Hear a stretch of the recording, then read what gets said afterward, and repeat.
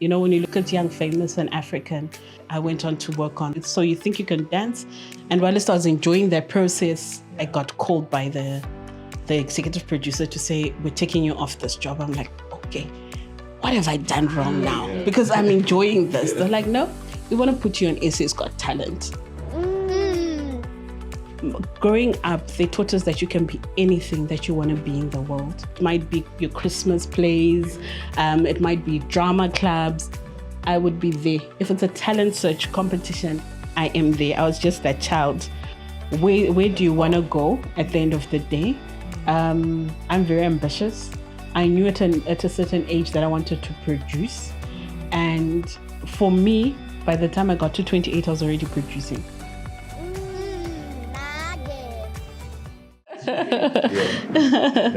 Thank you. So this is Mabokadzi, and we've also got Priscilla as well. Lovely to meet you, ladies. So this is the wonderful flowers that make this program work. Great. Yeah, and thank you. Yeah, it's been a long time, for real. Yeah. And I really thank you for giving us your time. I know besides that, you're a busy woman. Today is actually probably your special day as well. And we're really looking forward to also hearing some of the things that you've experienced in your journey. Mm-hmm. Our audience, mainly what we want to do is to share golden nuggets to help them. The nuggets is for us, it's advice, challenges, hurdles that you've managed to overcome from the time you were given a birth certificate and up to now. Yeah. Right? I know you didn't. I don't know if you qualified, but you're given a certificate, so it means you qualified. Mm. So you can take us through that journey. I know it's too long, but we can just try and take out the major milestones, especially like the one that you are experiencing today, the major milestone of your story. Okay. So over to you. All right. So first of all, in terms of who am I and what it is that I do, I am a television producer. I am a life coach. I am also a CEO and founder of a company called Monzi Ice Creations. It's a creative agency. It encompasses everything that I love. So yes, film and television, followed by music. If I wasn't in music, in film, I definitely would have been in music. So I do contribute in terms of the music scene, mainly as a talent manager, managing musicians in South Africa, Zimbabwe, Nigeria, as well as celebrities. So those are the kind of people that are on our books. Then I also run, in terms of training, vision board workshops that we also facilitate as a company, because I'm very passionate about people's dreams and seeing them becoming reality. We also offer training in terms of production training. Those are the kind of things that the company does. But going back to my story, I'm trying to think where to start. But you spoke about the birth. You spoke about the birth certificate. So I'll start from there in terms of what I know. Yes. So, which name did they give? Yes, we'll start with the name. The name that was given by my dad. Yeah. Is Monalisa. Nice. And why I think it's so profound is it just has to do with who my parents were. Yeah. So my dad is late now, but he was a captain in the army at that time. My mom is a retired major. So you can imagine early 80s, you're giving your child this name, Monalisa. Yeah. And for me, I feel like, it was very prophetic, and it was destined that I was going to be in the arts. And funny enough, I love painting. That's one of the things that I do in my... Yes. So from a very young age, I was fortunate enough to have parents who were encouraging me in terms of the things that I love doing. At a young age, I remember going fishing with my dad. I think he is the coolest dad ever. I used to go hunting with him. I used to go and play, go for soccer matches with him.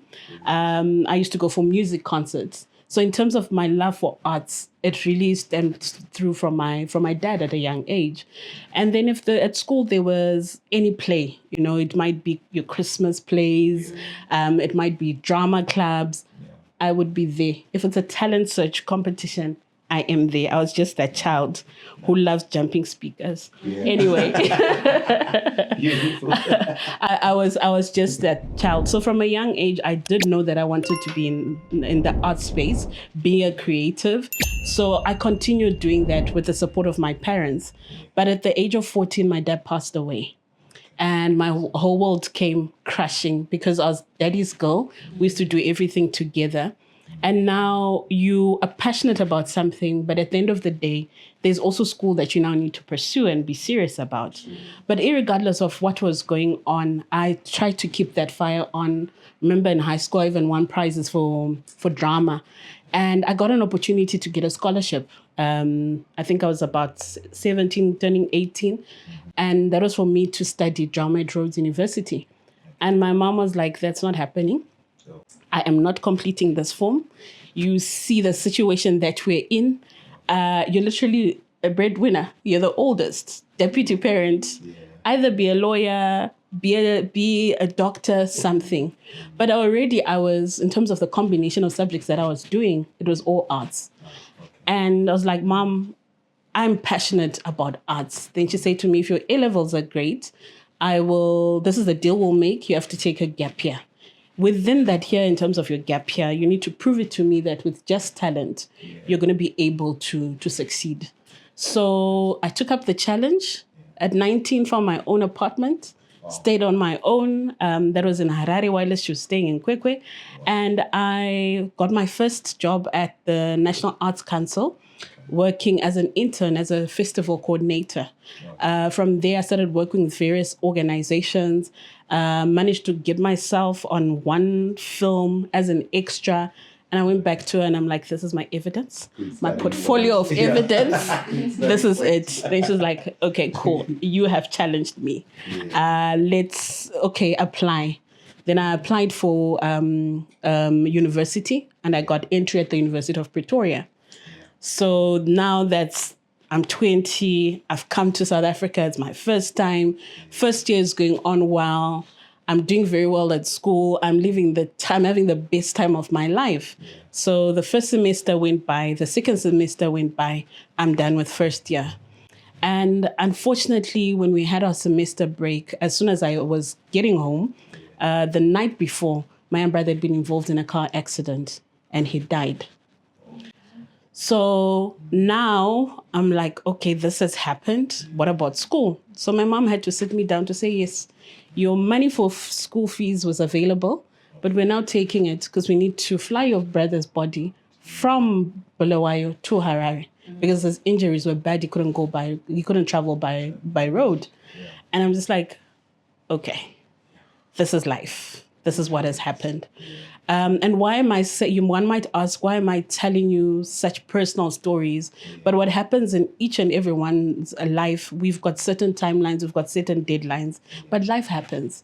But what is it that you do? You need to get up, pick up those pieces and start. And at times when situations like that happen, you wonder, you're like, okay, God, where are you? But he's there. There's a bigger picture to it. You might not understand it at that point in time. So when that happened, we buried my young brother. It just so happened that there was an event that was being hosted and a national event. Okay. And I was approached by a theater company and they say to me, look, we heard that you have got a semester break. You've got a break at the moment. Can you assist us direct this play? Because I was studying BA drama and film sciences. And I'm like, but I've just finished my first year.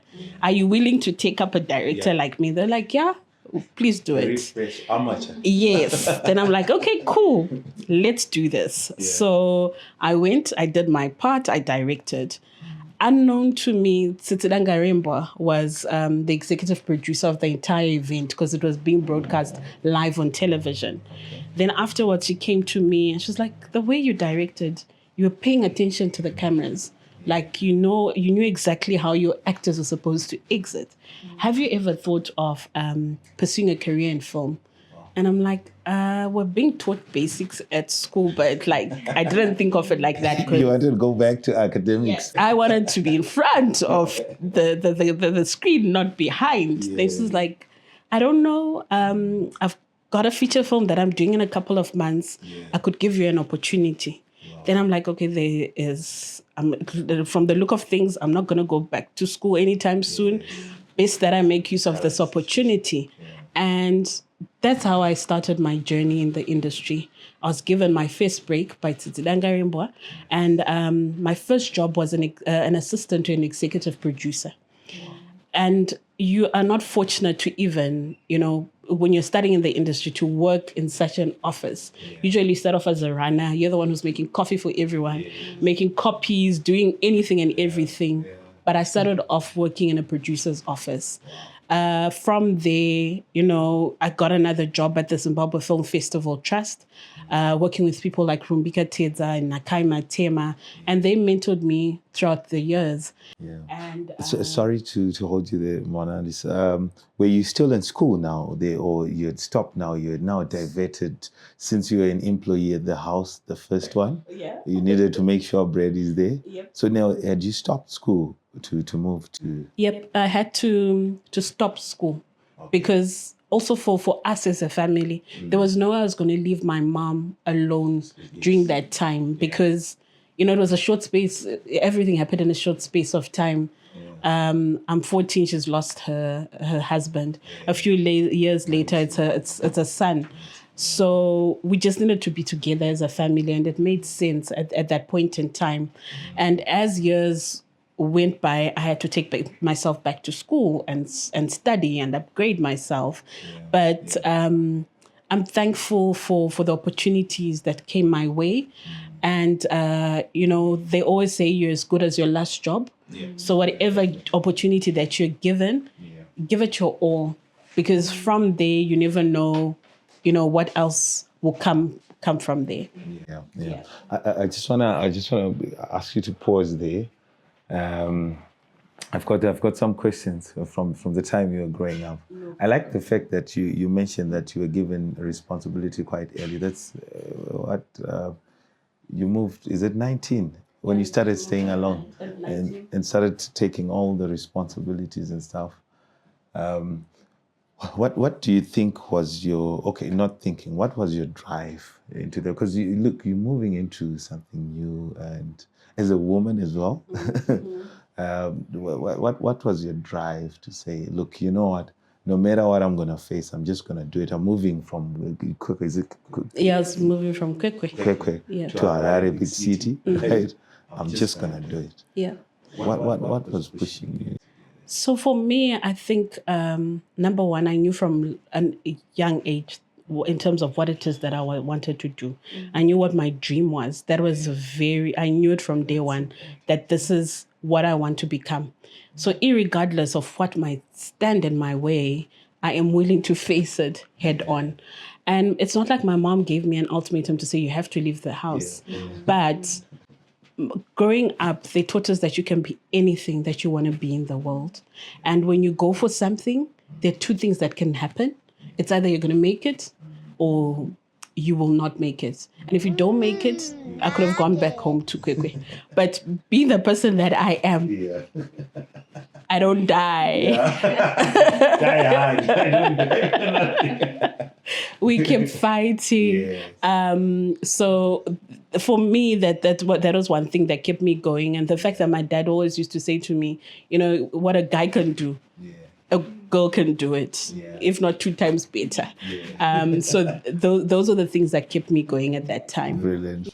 And I like the fact that, your family, I can see like most of the traits that you got, they're really, you're mainly referring to your dad and you're also referring to your mom. I guess it's things that they instilled in you while you were still young and say, look, the world is not so easy for you, but you need to get to points where you face situations and you make sure that you get that inner energy from you and push through. Yeah, so they played a very important role in your space. No, great. You can go ahead. You can take us through. I have a question. Yes, please. So during this whole time where you had your dad pass away, your brother, was during this period where your dream of being like a film producer and stuff, was it also part of that? Was it also in your mind during that time, or did at one point you forget about your vision? did you forget? Yeah, because I think it was a difficult time for you. So I'm sure that the vision wasn't there at the moment. So did you at one point? Yeah, at one point, I wanted to give up. I was looking for the easier way out. There used to be a course in the army for officers. So as long as you've got your O levels, you could easily get into the army. There's a time where I considered it. I'm like, okay, I'm going to be a lieutenant in the army, but I'll work in PR and media. I don't have to go to war. I started making my inquiries. Yeah. And my then boyfriend, who's now my husband, was like, he called my mom. We're still dating. And he was like, no, what Mona wants to do, it's impossible. I am calling you, you don't know me, but she cannot become this. Yeah. So kudos to him, because I would have definitely been in the army. And there's a time where I was like, okay, cool, what's the other way out? Maybe I should just go to the UK and become a nurse. That also crossed my mind. But when then, in hindsight, when I look at it, it's not things that I was passionate about. It's different from what I do now. Irregardless of what I'm going through, I'm passionate about the work that I do. So even getting up in the morning, it's not a challenge. If I need to be on a set at 3 a.m., if I need to be on a flight at a specific time, if we're going to film, I'm there. I am there. That's it. But when you're faced with those situations, at times you contemplate, you're like, what does make sense? But I guess it's always looking at what makes you happy, because that's the long term. That's the power of self-motivation, eh? If you understand, they call it what? EQ, emotional quotient. When you get to those moments, your lowest moments, you need to understand how you pick yourself up. And from you, it's passion. It's the passion that you built from a young age up to where you are right now. Yeah, and kudos to your husband as well. Yeah. We need people as well to support us. That also comes back to my other question. You see, you mentioned it's Titi, right? So she was more like your mentor or one of the vessels that was used in your life to get into a new channel, to run away from the coffees and running, photocopying papers and stuff, but to already start like on a bigger scale as well. Yeah. So what was that? What was the impact? I don't know if she was your mentor or your coach, or what she saw in you to say, hey, look, you know what? I can see a gem in here, but let me see if I can give her the way.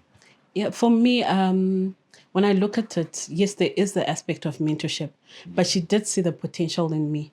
And, at times people that we work with, you might not see it as an individual, what it is that you're great at. She was able to identify that, to say, okay, here, there is a talent.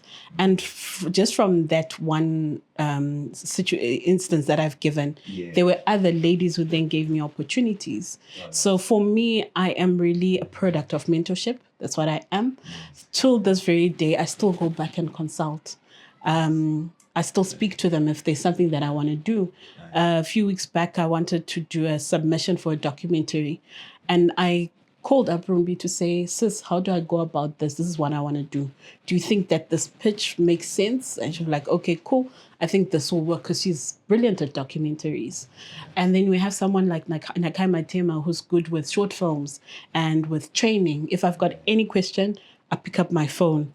Now and again, I chat to Titi if I've got something that I want to ask. So for me, mentors have played such a big role in my life.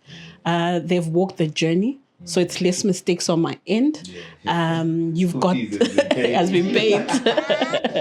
And they're there to guide you. So, yeah. So, like you said you worked under the executive producer, ne? Yes. So when you got there, how was the environment? Did you get any backlash and resistance from other people? Because I'm sure someone was eyeing for that position in that firm. And then here's you coming and you straight. You're just there. Fresh from the market. Yeah. And then here you are. I think I remember when I had to negotiate a contract with one of the crew members because the EP had to leave and to attend to something. And they're just like looking at me, this girl, like, what does she know? You just came out from school. But then they're like, no, she's been taught how to do this. And, you need to complete the contract. Otherwise, you're not going to be paid. And then they're just looking at me. Okay, so what is it that you want? I'm like, I need your ID. I need this.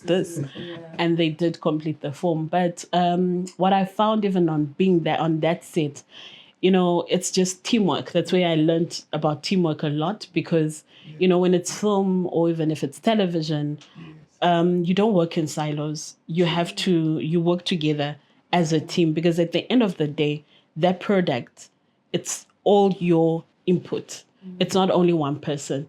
So as much as I produce shows and the shows go on and do well, yes, it's always like, no, the producer did this, but I'm nothing without the team that's behind me. So, yeah, I learned the importance of teamwork there. Teamwork makes the dream work. Yes, and we create magic. Yeah, exactly. No, great. No, you can take us through now your process after. Now you're in the working environment. Yes. You've left, some of your peers. You're still young, obvious.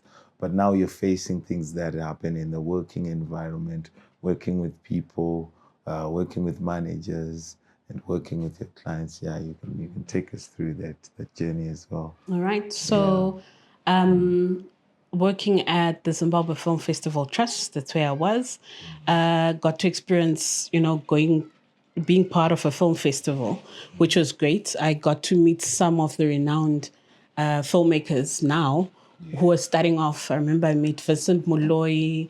It was his first documentary ever at that particular festival. I met Norman Make, and they're just starting out. And we've since, like with Norman, we've since become friends. But it started back from there where we were. And throughout the years, I did progress. From being a production, I went on to being a production coordinator, to being a production manager, and started now managing, feature films for other companies, and as well as doing documentaries. And that went on for a couple of years. Then in 2008, that's when I moved to South Africa. But my relocation was based on more of exposure and growth, because back in Zim, you can either do feature films or you can do short films and documentaries, and that's it. So for me, that hunger was still there. I just felt that there was more to it. So I left one Monday evening, got onto the bus with a backpack. I think I had one skirt, 2 pairs of jeans, and boots because it was winter time. It might have been like July. And I called my mom. I'm like, Mom, you tell nobody. I'm gone away, and I will let you know when I arrive. And by then, my husband had also relocated. He was working in Botswana, and he said to me, just go and give it a try. If it doesn't work out, you come back home or you join me in Botswana. So I arrived late Tuesday afternoon. The lady that I was going to stay with, Nomsa Mwamuka, she said to me, look, I've opened up my house. Come and see if you can make it here in Joburg. So the night that I arrived at her house, she got a phone call from an old friend of hers who was doing a pilot for BBC. Okay. And they needed a production manager. So she was like, oh, okay, I'm on this call, but there's a lady that I picked up from Park Station earlier. Literally picked up. She was working as a production manager in some, and I think she could possibly assist you because the shoot was happening in that week. And she was like, would you want to do it? I said, yes. And then she was just like, okay, please, you'll just need to organize a driver because she doesn't know Joburg that well. The next day I started working. Then that weekend we had the shoot, and I just mentioned to everyone, guys, I'm looking for work if you hear anything. The following week, I got a job, and I started working on a series which was going to be on SABC 2. That's how I started working in the South African industry. Wow. From there. Then as I was working for that company, I think I did about 2 or 3 months with them. They were visual And you artists. added more skets now in Boots, right? Yeah. I'm more boots guys, Yeah. and I even bought a suitcase in that firm. So they're visual artists, and they didn't want to continue pursuing filmmaking, so they closed up the company. And as they were busy with closing up the company, there was a lady they shared an office with. And with this lady, what happened when I joined the company, at times we would be left, the two of us. And whenever I'd be making coffee, I'd just be like, I'm making coffee. Do you need something printed? Because I'm free. And that's how our relationship started. So on one of the days she asked me, she's like, okay, so what's the plan? What are you going to do next? I'm like, I don't know. I think I'll just have to send CVs out. So unknown to me, she was one of the producers for Special Assignment. And that particular year, I remember Barack Obama had just been elected as the president of the US, and she was invited to the American embassy for a party with other journalists in terms of celebrations. And there was a producer who was working at Rapid Blue who just mentioned to her that, look, we're looking for a production coordinator as soon as possible. We have a shoot that's happening in Zimbabwe in a couple of weeks' time. She's like, okay, I think I've got someone for you. Nice. So the following day, she called me. She's like, you're getting a phone call from a lady by the name of Sarah Blatcher. Please take that call and go and work. So the lady did call me. No asking. No asking. Go and work. Yes. Then Sarah said to me, please come through. We want to meet with you. So I went, had a meeting. And they're like, how soon can you start work? And I said, now. So they gave me my laptop. They gave me my laptop, my workstation, and I started working. But I think for me, in terms of that setup, back home, we're used to having our own corner offices. Now you're in this space where everyone is listening to you. So that was very awkward the first few days. So whenever I wanted to make a phone call, I would have to go outside. I'm like, people cannot hear what I'm saying. So that's how I started working with Rapid Blue. And my first project was Who Do You Think You Are? Which was a documentary series which was tracing, different celebrities in terms of their ancestry. And that particular one, I got to work with Mishik Mavuso. We're tracing his roots, which, took us to Bulawayo, Mashingo, and then we came back to SA. So from there, I went on to work on So You Think You Can Dance. And whilst I was enjoying that process, I got called by the executive producer to say, we're taking you off this job. I'm like, okay, what have I done wrong now? Because I'm enjoying this. They're like, no, we want to put you on SA's Got Talent. We think you'd fit onto this. Nice. Then I worked on SA's Got Talent a couple of months there. And then from there, I got training, which Rapid Blue did. They took me to the UK, and I got to work on, observe how they do Britain's Got Talent and X Factor. So we started off in Birmingham, seeing how X Factor runs, and then we came to London and saw how Britain's Got Talent works. Yeah, I met Simon.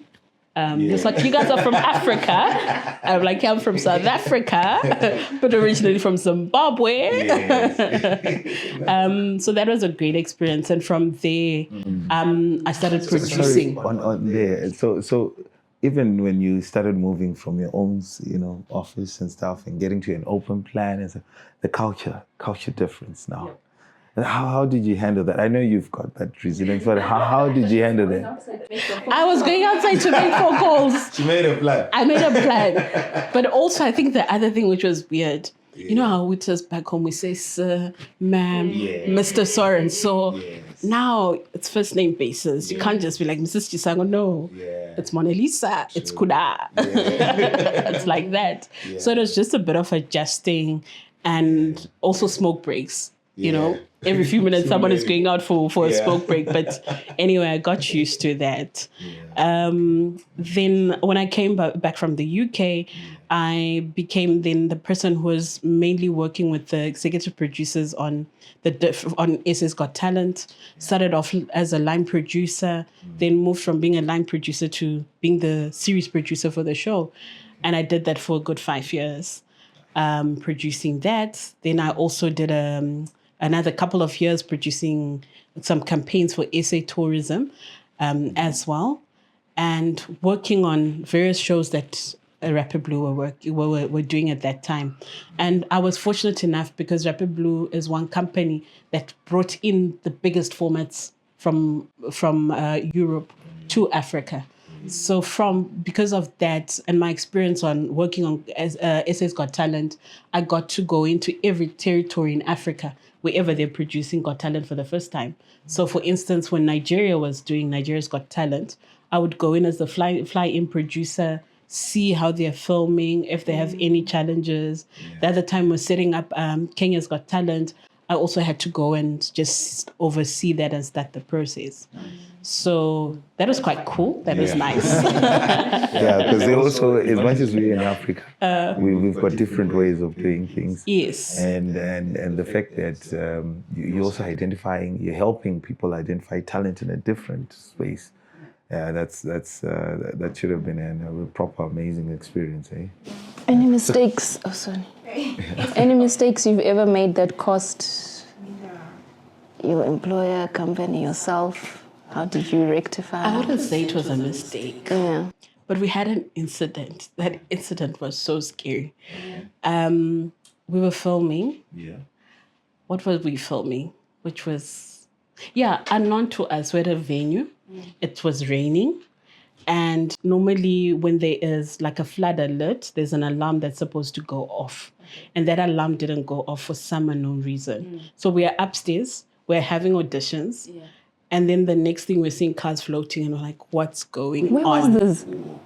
Where was It happened in Cape Town. Oh my word. And we're like, okay, what's going on? So we had to immediately shut down auditions and have an evacuation plan.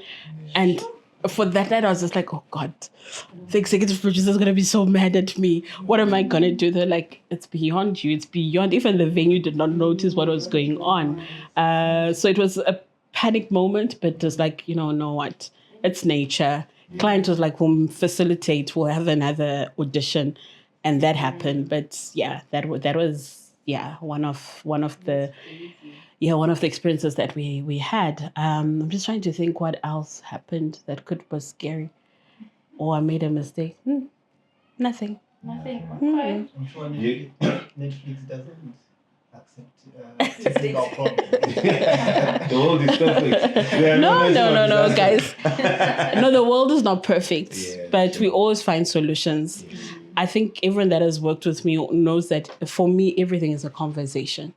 Even when we've got a challenge, how are we going to find this? How are we going to move forward? So it's pointless to start screaming and shouting at people, but we need to find a way forward. We're in it now, but how do we move on? It's power in collaboration. So how do you navigate COVID? So COVID. Yeah. That's another story. So we're busy filming at that time. I think we're filming the cook-along.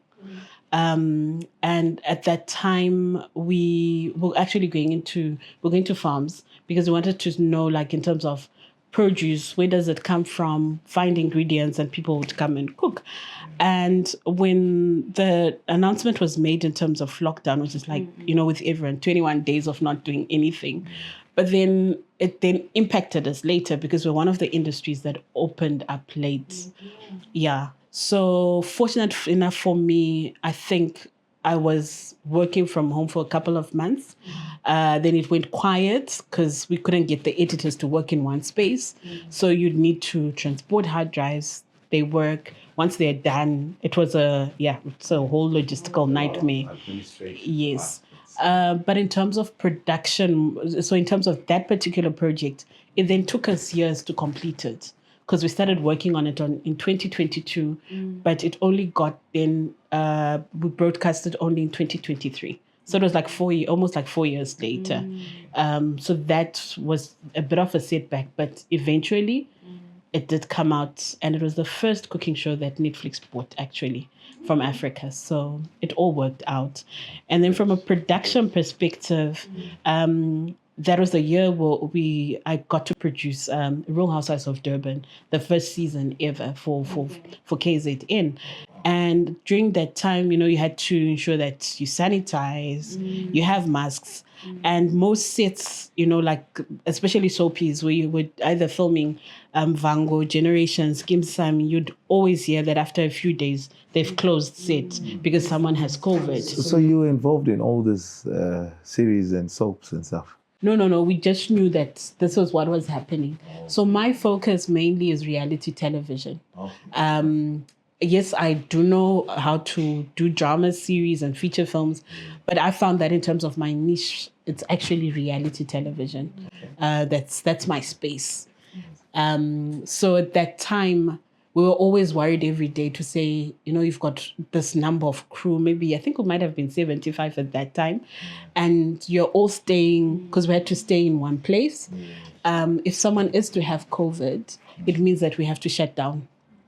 But fortunate enough for us, we're able to film without any issues until right at the end, where I think a couple of our crew members had COVID. And fortunate enough, we're almost at the end of that particular filming period. So we're able to hold production and then all go home for holidays and then came back and started filming. So that was just the complexity during COVID in terms of, you didn't know if your tomorrow was guaranteed and if you were coming. And obviously you needed to have tests done now and again. Yep. But that time I was so over being tested every second week. I'm just like, guys, do we have to do that? But yeah, we had to. It was procedure. One thing I picked up about you, Monalisa, is that fact that you know what you want. Like when you're a kid, you mentioned that you knew I wanted to get in the film industry. So no matter what waves and storm came, you were pushing yourself towards that. Yeah. And even now you're saying, I know, reality TV, that's my space. With a smile. Then that's passion right there. And that's some of the things that, would like to also get people to also understand. Like, how do you get to that? I know we mentioned family also. It's something that also influenced you. Because a lot of people, yes, it takes time. It's not everyone who's quick to say, no, I'm a musician. Or I like drama, or I'm an accountant, I like numbers and stuff like that. But it takes time for some people. But what are the key ingredients that you think will help you to narrow that journey to say, look, you know what, you can come, Priscilla, and tell me, let me go and play rugby, but I know I ain't going to play rugby. I know this is my part. Yeah.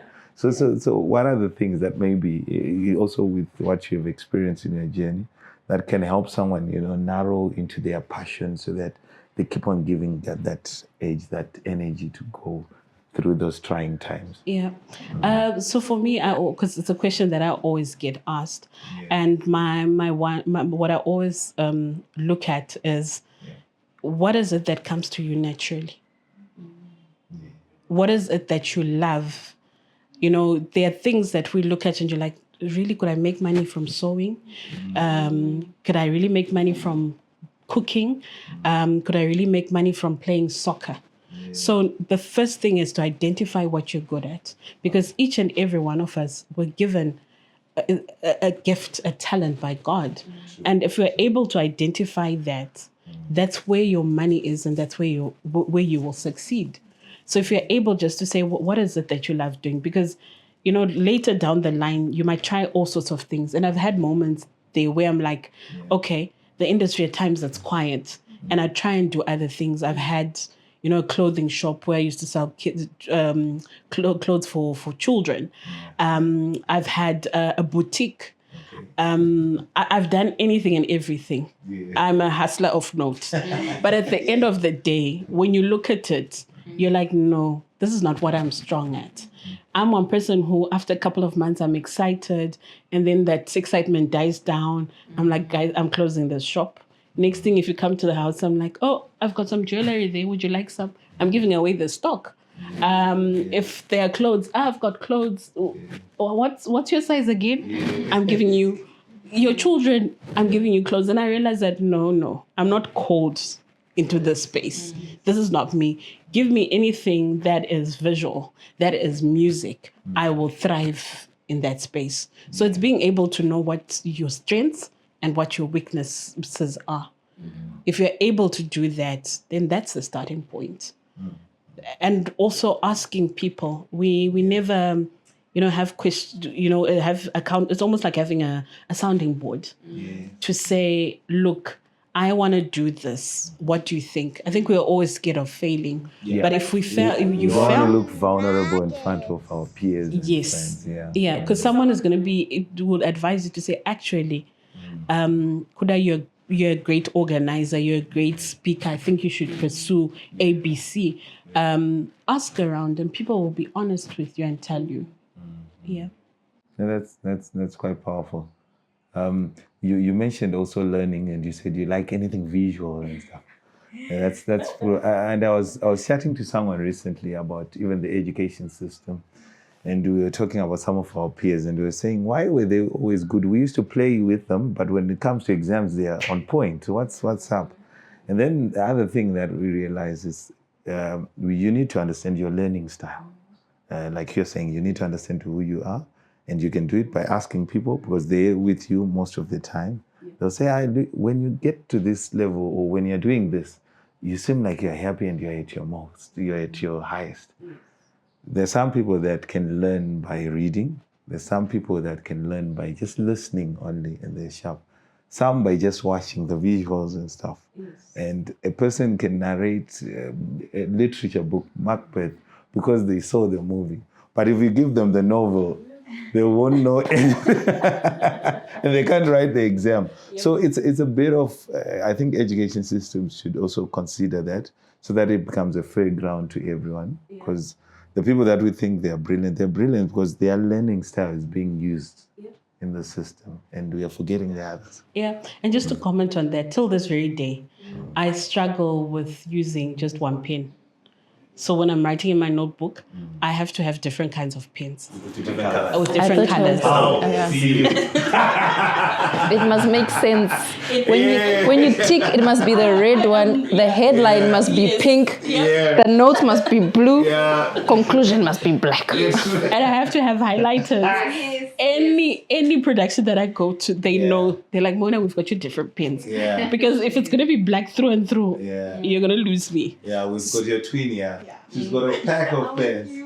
Got you. It only makes sense that way. That's the only way. It only makes sense. Colors. Only colors. I don't know what happens. No. If it's just one color, it's not a Yoba. We need to move. So, Monalisa, clearly you are you're enjoying whatever you're doing. Obviously, we can see from the famous show that's literally going viral everywhere, The Young, Rich and Famous. Everyone's speaking about that show. So what can you tell us about it and how you are doing it, how the production went, because everyone clearly is enjoying it. I'm wondering, am I allowed to comment or not comment? I think for me, when you look at Young, Famous and African, it is a show that showcases, what Africa looks like on the other side. Because in terms of the narratives that you always get, it's always poverty, it's always gloom. But having these characters and seeing their lifestyles just it gives Africa in a different perspective. But I am so thankful and we're all grateful to everyone who's been watching the show. Because when you create any work, you're not so sure how people are going to receive it, whether people are going to enjoy a particular season or they won't. But so far, we see the love, we feel the love. Numbers don't lie. We are doing well, and and working on the production, it was quite amazing. We worked with the best reality crew in Africa. And it was all teamwork. They went above and beyond their call of duty. And we worked very well with everyone. Unfortunately, I can't go. You can't go. Yeah. So tell me, this reality shows, do you guys sit down and think of them, or can I, a random person, come to you and be like, listen, I've got this and I think it's Ayoba, is it Like how does it work? So there are a couple of ways how it happens. Some production companies come up with their own formats. Some people create and then come to a production company and say, can we collaborate? Can we work together? Because, I always say you might be talented wherever you're sitting, but without exposure, you're not going to go anyway. Yeah, So it's being able to identify to say, this is a story. It might be a feature film. It might be a short film. It might be a reality show that you strongly feel that could work. Approach a production company. You never know. They might take it and then pitch it, and the next thing it's on television. Yeah. So it's not necessarily that we are always creating content. There are other people who think of story ideas.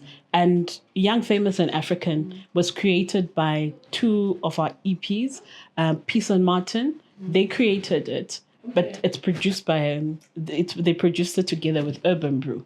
Wow. So that's how, it's a space that people can also look into in terms of just creating different concepts and actually approaching production companies. Yeah. Hey, the way you smile when you speak about reality TV. Hey, I say this one, she's passionate about reality. So anyone can come up and pitch. And I'm happy you mentioned you've got your own company, right? That also, grooms people, gives people opportunities in production and in film space, and encourages. So people can also come and pitch some ideas to you as well, right? Yeah, lately I have a lot of people who even make use of social media, because that's what's, is easier to access anyone. Yes. Anyone can send me a message.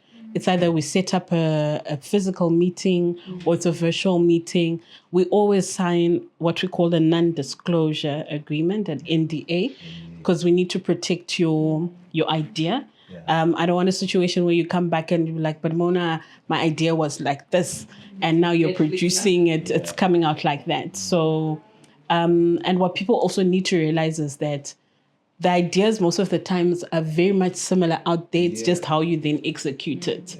But we're very much open in terms of how we can work together, and we're open to collaboration.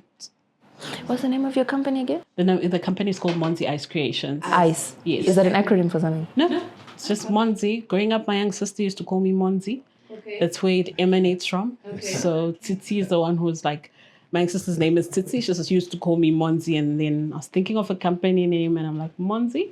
Let's put the ICE, Monzi Ice, and Creations. Yeah. So during your production, do you ever think, maybe I want to be the actor of this, of this particular show? Initially you wanted to be the actor. So when I got more exposed to the industry, I love where I am. I don't have moments where I want to be in front, like what we're doing today. You hardly see me doing interviews. I enjoy being behind the scenes more than anything. This is what we call self-awareness, Priscilla. Yes. When you know yourself, you know where to put yourself and where not to put yourself. No, that's brilliant, eh? No, that's great. Mona, we've got I know you still got some other things that we might ask you, but we've got a very important question that we always ask. And Mambokazu would want to jump and ask that thing. Don't be, this is delicate, hey, to break. Okay, we see you. So we've got a very important question that we always ask most of our guests, and she's gonna ask you, right? So. What? This is what I go through every day. What makes you smile? Sure. What makes me smile? It's a couple of, I know it's one thing. It's one thing. Music. Okay. I love music. Music. So I've got a routine every morning. After I have meditated, prayed, and read my scriptures, the next thing that I do is play music. It's either if I'm taking a walk, it's headphones, I'm listening to music. If I'm in the house, I'm playing music. I cannot start my day without playing music. Okay. Interesting. That's fun. What genre of music? Any? As long as it's music. It's not about as long as it's music, but it has to. For me, it's anything that motivates me. So it's something that's going to be like I'm unstoppable. I'm a warrior. I am. All I do is win, win, win. So yes, so it's almost like tracks that have affirmations in them. And I can sing along because even if I'm having a bad day, but if I listen to a great song, that'll just change my day, because how you start your day is important, because you need to set the tone of the rest of the day. So if you're going to start off being negative, trust me, your entire day is going to be like that. So you need to, every morning, I'm very mindful of that, to say, positive words. So I avoid words like I can't or I will not, and try and rephrase those words to I can, and I will. Yes, and also just even speaking to myself to say, creativity runs in my fingertips. I am excellent. I create value wherever I go. So I make those kind of affirmations each morning, because what happens in life, there's no one who's going to come and be like, Mambokazi, you are awesome, you are fantastic, you're phenomenal. You're your own cheerleader. So every morning you need to remind yourself who you are, and be ready to run that day and own it. Hey, mic drop. Boom, boom, boom. Do you know what you mentioned lastly? It's power, because with some of our guests, they say, no one is coming to help you. No one. It's you. Yeah. If you don't put in the work, and if you don't start to make things work, no one is No coming. one, because every time we look at our backgrounds and where we come from, and we feel like maybe my parents are wealthy, maybe a certain uncle and aunt is rich. Why is it that they're not helping me out? For them to get where they are, they had to work hard. And if they decide to spend money on you, kudos. If they don't blame them. You need to run your own race. At the end of the day, it's your legacy, it's your story, not their story. I have a quick thing I'd like you to ask. So what would you tell young girls like my age? Because looking back, you said you started your career very young. I'm like 21. I'm still trying to figure out where I wanna go when I'm done with like education. So what's like a short message you tell people my age in terms of like where they wanna go, what they wanna do, and like the steps they need to take in terms to like try get to where they wanna be? Great. So fortunate enough in the times that we're staying in terms of technology, you've got internet in terms of using it as a research engine. It's knowing exactly what career path you want to take and having an understanding in that. When I was growing up, I didn't have that opportunity. We didn't have career expos.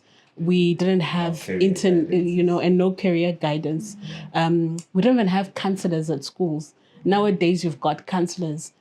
They're not only there to deal with, emotional trauma, but even in terms of asking about career, to say, I want to pursue this. How would I go about it? And we live in a time where you're able to find people on social media, not necessarily not also on Facebook, but on LinkedIn and different platforms, in terms of people who are doing what you want to do. And most of the time, they're open to you learning. Maybe you want to be an engineer and you're like, okay, where do I even start from? Or what is it that I want to study? And also, as much as we think that yes, studying an essay is also great, but what other opportunities are out there? We didn't even know about, like with myself, I didn't even know in terms of what other scholarships I could have taken maybe in the US or in the UK. So it's always finding out information and researching. And where possible, I like the take a go to work concept. Go to work. If it's a day where, for instance, in my case, you want to shadow a producer, it's approaching a producer and spending a day with them. And maybe then realizing that, actually, do I want to work a 14-hour day? Do I want to work a 16-hour day? Do I want to work in a high pressurized environment?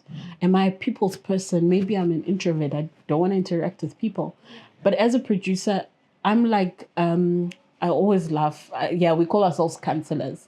That's what we are at the end of the day, because crew are going to come and they'll be like, production didn't do this. Production will come, technical didn't do this. Cast will come, this didn't happen. So you're always pushing the blame. You're always the person who's trying to find common ground. You're the liaison. You're the one who speaks to client, all that. So you need to know what you're good at, and then go out there and give it a try and see if it's something that you want to do. That brings me to my question now. You mentioned that you stopped school. That's academic, the way I'm seeing it. You correct me if I'm wrong with this interpretation. So academic is done. You're mainly learning by practical. You're really learning by getting exposed into different situations, different scenarios, and you're working from. Did you by any chance then further your education from an academic point, or because ultimately I would want you to just give us the difference, academic and practical. So in terms of the academics, because as you progress in terms of your career, you need to tick off certain things. So for instance, as much as you're in production, you need to understand project management, for instance. You need to understand even if it's finances. So you need to get certain qualifications, and I was able to do that. We also you have to do refresher courses for certain things, and that's one thing I do on a yearly basis. And then I had to take myself back to school via UNISA. So that was one thing I had to do. It's not easy, but it's one of the things. You have to juggle with the time. Yes, with the time frame. So yes, in terms of in terms of academics, it's great to get the certificate, but I find in terms of the industry, you also have to learn on the job. It's in terms of experiences that you get, because some things you're not taught at school. You learn it on the job as you're there. I remember my first shoot where I had to put together a gear list. And I'll never forget this. One of our DOPs was Herbert. He's late now. And he put together a list for me. And then I'm like, what are baby legs? How many baby legs? Meanwhile, it's just a tripod. And he laughed at me. So I was like, yeah. So now there's a theory and then it's the experience part. So you need both at the end of the day to be able to make it. Because it's also about self-development. Where do you want to go at the end of the day? I'm very ambitious. I knew at a certain age that I wanted to produce. And for me, by the time I got to 28, I was already producing. I thought maybe it was something that would happen in my late 30s, but it happened very fast. That's great. Then already I'm like, okay, I'm already producing. What's my next goal? Then from there, I was like, okay, I want to be an executive producer, owning my own company by a certain age. And that milestone, I've ticked it off. And I'm like, okay, what then is the next big thing? Which I'm not going to reveal, but I'm almost about to tick it off again. I hope you haven't closed my other question, because I wanted to ask you, like what is it that you wanna do before you go to the next level, before your maker calls you? What is it that you'd wanna leave for us, and what you wanna? So it's something that I'm currently chatting to my coaches and mentors about, wanting to leave the reality space. I feel I've done reality. Maybe I'm going to do maybe 1 or 2 other shows this year. And then it's something that I started doing from last year and the previous year. I want to be, for me, it's being able to do legacy projects. Projects that impact people's lives. That's what I want to, that's the legacy I want to leave. And in being able to do those impactful stories, I'm more concerned now about my community and what it is that I'm going to be able to give. So you will see less of me in terms of reality, but you'll see more of me in terms of impact work. That's going to be the space that I'm going to be playing in. Nice. Yeah. Nice. I don't think we'll see less of you if you're already coaching people, and we'll see less of your picture, but we'll see more of your work when people are doing the work with realities or based on how you've mentored them and Yeah, coached and I've got them. political aspirations. Oh, is it? Yeah, yeah. Wow. Yeah, Wow. I do that's, have. That's good. Yeah, That's good. things that I'm working on. So, sorry, Monalisa, do you have a book? Yes, I have a book. It's a journal that I've put together. Something that I normally give everyone that comes for the vision board workshops that I host. Just somewhere to journal your thoughts, because I find that when you write something down, you kind of you remember it. I was chatting to some artists, like musicians, the other time, and they were telling me that if they do not write down their lyrics, they don't remember. They're not like who's this? Is it Biggie or is it Eminem or Biggie? I don't know. One of the hip hop artists. You're saying he doesn't write. No. He's good. So when you write it down, you remember. But you see what happens nowadays with technology. We're putting most of our things on the notes. So that you tend to forget. Because it's But not active. it's not active. But if you actually take time to write it down, that's something that you remember. And I was reading a study from the Harvard University where they wanted to see, people who write down their goals and people who write down what it is that they want to become in life, who succeeds. And I remember, I think it was only 3% from that entire study who actually wrote down what it is that they wanted to do. And those are the 3% that have succeeded. So there is power in writing things down. Yeah, and I can relate also, especially like with the vision boards that you've mentioned. I personally, like Shelling Peas came from the vision boards. It was okay. You're gonna okay. Just hold on. Yeah, just hold on. Wait. Yeah. Okay. We're gonna finish this. All right. Apparently, it's your special day, right? Oh, wow, guys. Yeah. Oh, wow.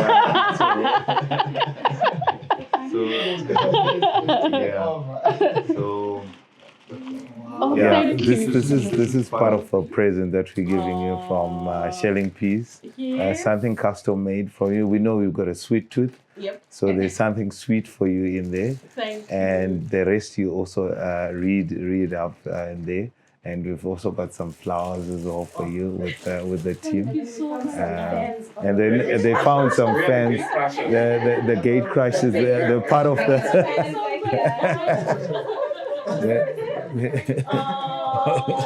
You people want to make me cry now. Yeah. No, don't cry. Don't cry. We still need to finish. Thank so don't you. cry. Oh, thank you so much, Swangide. Great. Oh, the birthday call. Yeah. Yo. Yeah. Thank you, Pastor. I can help you with this. Great.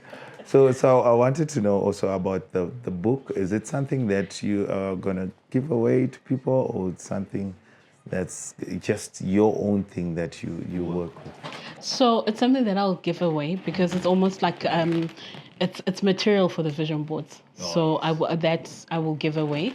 We had to do a little bit of re-editing, so there's a newer version. So yeah, that's available. I want to touch on a little bit about what you mentioned as well. Like the vision boards are quite important, and like you said, you knew where you wanted to go earlier.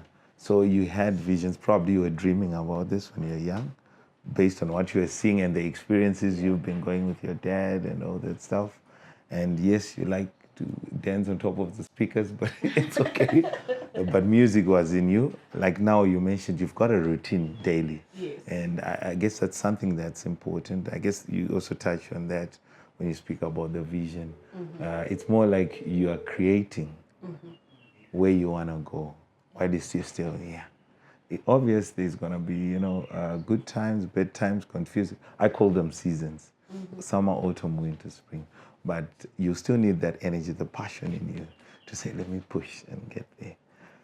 what's really important for a vision? This is going to be our last and closing thing. What's really important for you creating a vision and having the vision board? What has worked with you? All right.